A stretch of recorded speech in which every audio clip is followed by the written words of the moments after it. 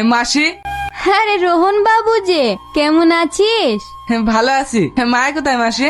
আজকে ওর কাছে যাওয়া যাবে না, অন্য কারোর কাছে যাবি তো বল।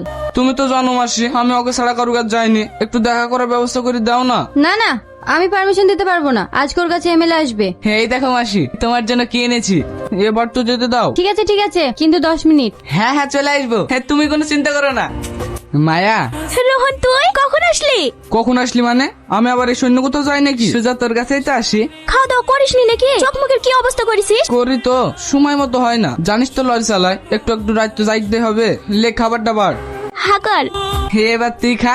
মায়া, তোর খারাপ লাগে না সব কাজ করতে? কি করবো বল, কাজ না করলে কি পেট চলবে? চলবে। তুই শুধু এসব ছেড়ে দিয়ে আমার হাত ধর, আমি তোকে রানী করে রাখবো। এই কথাগুলো গল্পেই শুনতে ভালো লাগে রে, বাস্তবে হয় না। কেন হবে না? আমি তোকে বিয়ে করে তোর সাথে সংসার করতে চাই। আমার মতো মেয়ের সঙ্গে তুই সংসার করবি? হ্যাঁ করবো।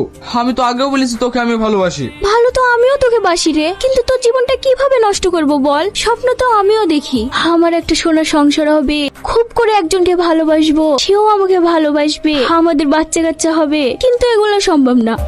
আমার মতো কলমের সাথে নিজের জীবনটা জড়িয়ে নিজের জীবনটা নষ্ট করিসনি। চল বেড়া, 10 মিনিট হয়ে গেছে। হ্যাঁ হ্যাঁ যাচ্ছি। খাবারটা খেলিস মায়া। আরেকবার ভেবে দেখ। ভাবার কিছু নাই ভাই, আমি আমার লরিটা বেচে দেবো। তোকে সেই ছোটবেলাতেই দেখছি আব্বার কাছে কাজ করি করি অনেক কষ্ট করে লরিটা কিনলি, হঠাৎ করে বেচার ঝুঁক উঠলো কেন? আমার টাকার খুব দরকার ভাই।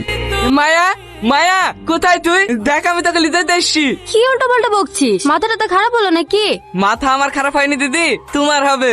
এই লাও।